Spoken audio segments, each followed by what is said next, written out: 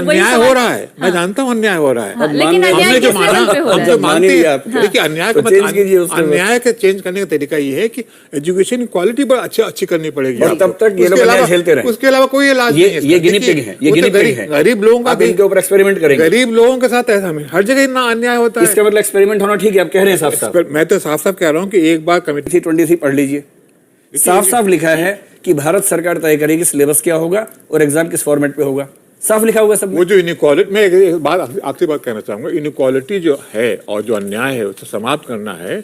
और हम अगर हम इस नतीजे पर पहुंचते हैं कि जो रिजर्व कैटेगरी के लोग आ रहे हैं वो भी इंग्लिश मीडियम के और एलिट क्लास से हैं, तो आप कर दीजिए कि हिंदी मीडियम वालों को, रीजनल मीडियम वालों के लिए ही 50% रिजर्वेशन होगा। आप कर दीजिए हिंदी मीडियम वाले, आप ये कह रहे हैं हिंदी कि तमिल तेलुगु वालों को बोलिए खेती करें, आईएएस के बारे में ना सोचें, उनके बस की बात नहीं है, अंग्रेजों का शासन है, यहाँ उनकी बात नहीं सुनी जाएगी, सीधा बोल दीजिए। मैं आपके ये जो संविधान के सवाल पे आऊंगी, उससे पहले मृदुला मुखर्जी हमारे, लेकिन इसके लिए इससे परिवर्तन करने से कोई फर्क नहीं पड़ेगा। आप देखेंगे फिर भी इंग्लिश मीडियम के लोग आते रहेंगे, क्योंकि अंग्रेजी का सवाल नहीं, किसी को दिक्कत नहीं, अंग्रेजी का सवाल नहीं, उनको आना चाहिए। सवाल इस बात का है कि डिस्क्रिमिनेशन से दिक्कत है। जब जब चेंजेस नहीं हुए थे, मैं तो डायरेक्टर था 92 से 96 तक, आप देखेंगे 70% लड़के जो थे लाल बहादुर एकेडमी की, लाल बहादुर आईएएस एकेडमी का 70% लड़के इंजीनियरिंग बैकग्राउंड के थे। क्यों? क्योंकि आज हुई रहा है कि जो अच्छे बच्चे होते हैं पढ़ने में, they want to become engineers, चले आते हैं, आ जाते हैं। और जो खराब बच्चे होते हैं, जो पढ़ने अच्छे नहीं होते, वो फिलॉसफी पढ़ते हैं। हम वेलकम करते हैं इंग्लिश वाले हैं, इंजीनियर्स हैं, जो खराब बच्चे होते हैं, जो पढ़ने अच्छे नहीं होते, वो फिलॉसफी पढ़ते हैं। हम वेलकम करते हैं इंग्लिश वाले हैं, इंजीनियर्स हैं, मैं कोई दिक्कत ग्राउंड के थे। क्यों? क्योंकि आज हुई रहा है कि जो अच्छे बच्चे होते हैं पढ़ने में, they want to become engineers, चले आते हैं, आ जाते हैं। और जो खराब बच्चे होते हैं, जो पढ़ने अच्छे नहीं होते, वो फिलॉसफी पढ़ते हैं। हम वेलकम करते हैं इंग्लिश वाले हैं, इंजीनियर्स हैं, मैं कोई दिक्कत नहीं, हमें डिस्क्रिमिनेशन से दिक्कत नहीं। लेकिन और इंग्लिश मीडियम के भी जो कई लोग समझते हैं, सवाल ये नहीं है कि इंग्लिश और हिंदी, देखिए आपके उसी बिहार यूपी से तमाम करते हो, और करना है तो इंग्लिश के साथ भारतीय भाषा को भी रख दो, प्रीलिम्स से हटा केवल एक को क्यों रखते हैं? तो प्रीलिम्स और ट्रांसलेशंस इंग्लिश से हिंदी, इंग्लिश हटा दिया, ट्रांसलेशंस के 40 क्वेश्चन 80 नंबर हिंदी से हिंदी में क्यों है? हिंदी में इंडिपेंडेंट पैसेज क्यों नहीं आ सकता उसके बदले? ऐसे ट्रांसलेशन से समझ में नहीं आते हैं। आपके में यूपी और बिहार का ओवर रिप्रेजेंटेशन है, ये बात सही है, लेकिन यूपी बिहार से वो लड़के आते हैं जो इंग्लिश मीडियम से गए हुए हैं, लेकिन उनका ओवर रिप्रेजेंटेशन है।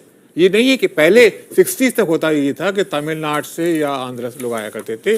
आज हालत ये हिंदुस्तान में है कि आईएएस में और सर्विस में बैकवर्ड स्टेट्स का ओवर रिप्रेजेंटेशन है। इसीलिए बैकवर्ड स्टेट्स ने कभी डिमांड नहीं किया कि हमारे लिए आप रिजर्वेशन करिए। पाकिस्तान में है, सिंधियों के लिए है, बलूचियों के लिए है, पठान्स के लिए है, क्योंकि वहां से लोग नहीं आएंगे, पंजाबीज आ जाएंगे। इंडिया में कभी नहीं किया गया क्योंकि ओवर रिप्रेजेंटेशन है इन स्टेट्स। 2-4 वाक्य पढ़ देता हूँ, और अगर उसको रैशनलाइज करने की कोशिश हो रही है तो इतना विरोध हो रहा है। खैर जी, 3-4 वाक्य पढ़ लीजिए। कीटों की आंतर प्रजनन दर ठेठ रूप से बहुत अधिक होती है, अतः एक इसमें आंतर प्रजनन दर पहले आप बताइए क्या है।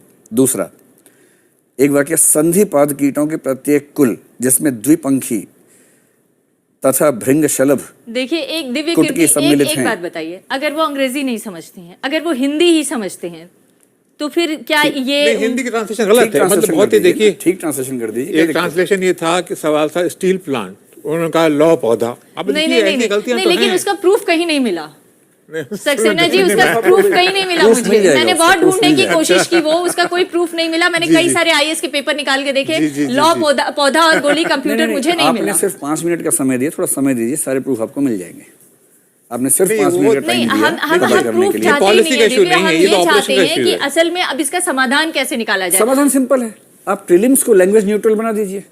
आपको आईएएस का एप्टीट्यूड देखना है ना, तो लैंग्वेज न्यूट्रल बनाने की तो बात कही जा रही है। एक आईएएस के लिए ज्यादा अच्छा क्या होगा कि उसमें सोशल स्किल्स हो, सोशल अंडरस्टैंडिंग हो, एम्पैथी हो, या केवल रीजनिंग और मैथ्स हो। तो उन सब सोशल अंडरस्टैंडिंग, सोशल स्किल को ही तो टेस्ट करने के लिए ये सीसेट लागू किया गया, यही तो ये कह रहे हैं। वो कैसे किया गया वो देखिए ना। उस कमेटी में कौन कौन लोग थे? एसके खन्ना कमेटी, एक मेंबर आईआईटी के आदमी, मतलब वो ऑल इंडिया टेक्निकल एजुकेशन के हेड थे। फिर जो कमेटी बनी 3 मेंबर्स की, उसमें आईआईटी के लोग हैं। डीपी अग्रवाल साहब खुद आईआईटी के आदमी हैं, आईआईटी में प्रोफेसर रह चुके हैं। जब सारे आईआईटी के लोग मिलकर सब कुछ बनाएंगे तो रिजल्ट क्या आएगा? आप तो नहीं इसका क्या जवाब? हमारी कमेटी में मिस्टर अलग थे चेयरमैन, अलग जो कि साहब, economist है। वो 2000 ईस्वी की बात है। हाँ, वो जो कि मैं एक सवाल, आखिरी सवाल मृदुला जी आपसे करना चाहती हूँ। छोड़ देंगे तो हम क्या करेंगे इसका मतलब? इसका मतलब वो आप guinea कह रहे pig- हैं कि वो आप guinea pig कह रहे हैं समझेंगे। कि